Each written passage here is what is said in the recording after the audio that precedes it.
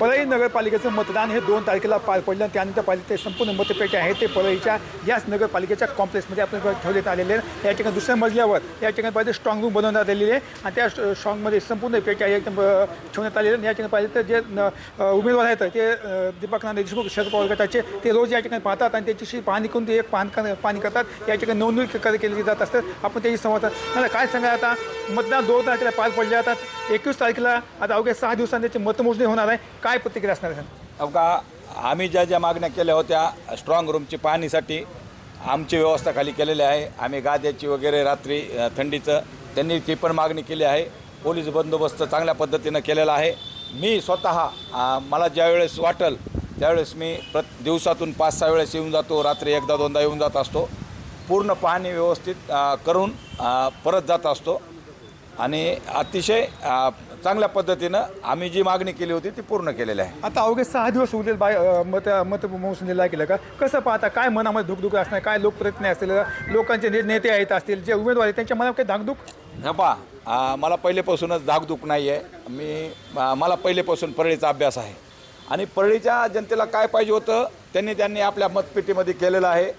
फक्त 1-2 थोडं किरकोळ 3 प्रभागाचा विषय जर सोडला तर पूर्ण परळीनं एकदम आपल्या जसं पाहिजे मनाला वाटेल तिथं मतदान केलेलं आहे. कुठलंही दबावतंत्र कुणीही वापरण्यात आलं नाही. तशा पद्धतीनं आम्ही मागणी केली होती. त्या पद्धतीनं पोलीस बंदोबस्त होता.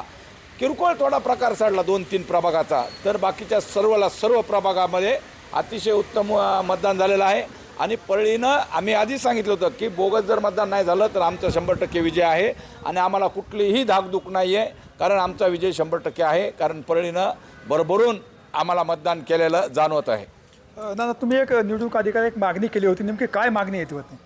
निवडणूक अधिकाऱ्यांनी आम्ही सांगितलं होतं की प्रत्येक उमेदवार किंवा प्रत्येक प्रभागाला 6 बूथ होते. 6 बूथपैकी निवडणूक अधिकाऱ्यांनी प्रत्येक एका उमेदवाराला 6-6, 7-7 प्रतिनिधी द्यायचं ठरवलं होतं.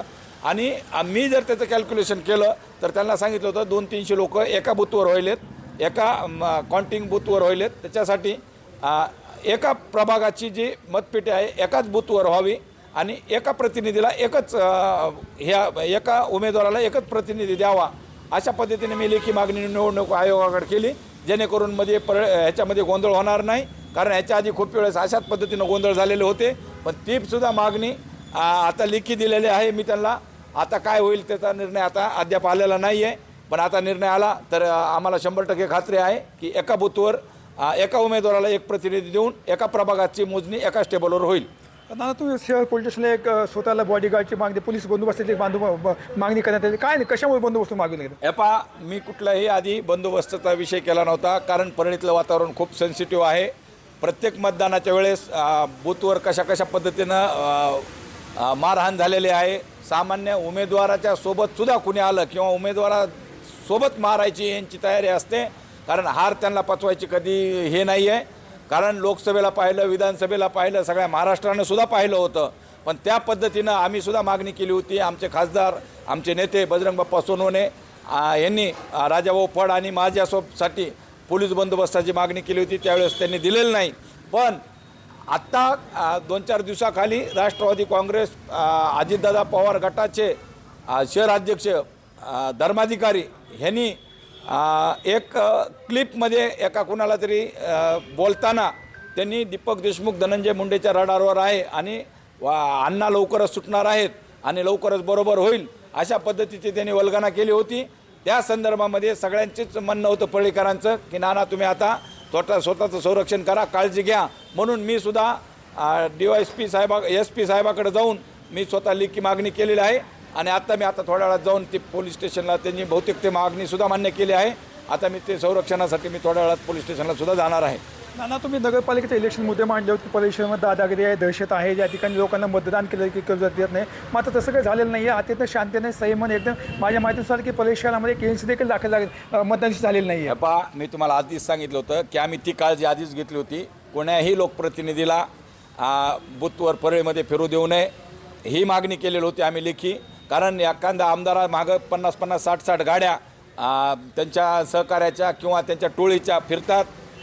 लोक कुणी बी असो लोकप्रतिनिधी मंत्री असो यांच्यासुद्धा मागं अशा 5-5, 50-50 गाड्या मागं फिरतात आणि बूथवर गोंधळ होण्याची शक्यता असते.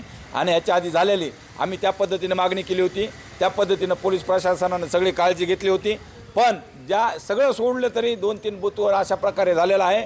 पोलीससुद्धा 2-3 बूथवरचे आता 100मध्ये 2-4 जण असतातच. पोलीससुद्धा आणि ते कर्मचारीसुद्धा त्या बूथवर त्यांनी असे प्रकार घडलेत. कारण इथं जे आमच्या निवडणूक आयोगानं परळी शहरामध्ये सांगितलं होतं की प्रत्येक बूथवर वार्डातलाच प्रतिनिधी असावा, पण त्या 3 बूथवर त्या वार्डातले प्रतिनिधी नाही. इथं मी त्यांना लेखी मागणी केली आहे की आता ह्या बूथवर बाहेरगावचे लोक कसे, तर त्यांनी अद्याप उत्तर दिलेलं नाही आहे. कारण ते सुद्धा तिथं 3 प्रभागात जर CCTV पाहिला आणि त्यांचे जर फॉर्म भरलेले पाहिले तर प्रभागातले ते बूथ प्रमुख नसून दुसरेच कोणतरी बूथवर बसविलेले आहेत हे सुद्धा निदर्शनास येईल. म्हणून मी सांगतोय की ह्या 3 भागामध्ये गोंधळ झालेला आहे, 3 प्रभागामध्ये गोंधळ झालेला आहे. आता फक्त 6 दिवस बाकी आहे. आता येत्या रविवारी मतमोजणी होणार आहे. तुम्हाला विश्वास आहे की गुलाल तुमचाच लागेल? पहा, मी पहिलेपासूनच सांगत आलो आहे की मी महाराष्ट्रात सगळ्यात जास्त मताने परळीचा नगराध्यक्ष होईल ही मी अशी, कारण मी प्रत्येक व्यक्तीपाशी आणि प्रत्येक मतदारापाशी मी जाऊन पोहोचलेलो आहे. व्यापाऱ्याकडे गेलेलो आहे, सामान्य छोट्या मोठ्या व्यापाऱ्यापासून मोठ्या उद्योजकापर्यंत मी गेलेलो आहे. शेतातल्या खुरपणाऱ्या बाईपासून सामान्यातल्या सामान्य लोकांपासून मी गेलेलो आहे.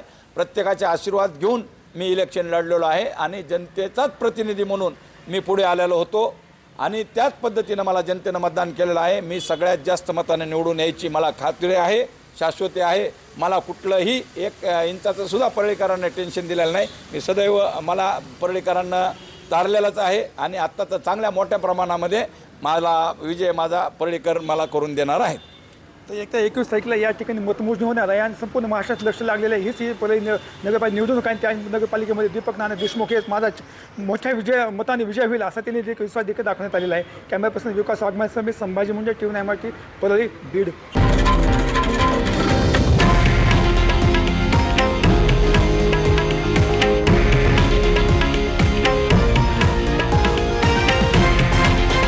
हे आहे देशातील नंबर 1 न्यूज नेटवर्क आणि आपण पाहत आहात TV9 मराठी, एकमेव.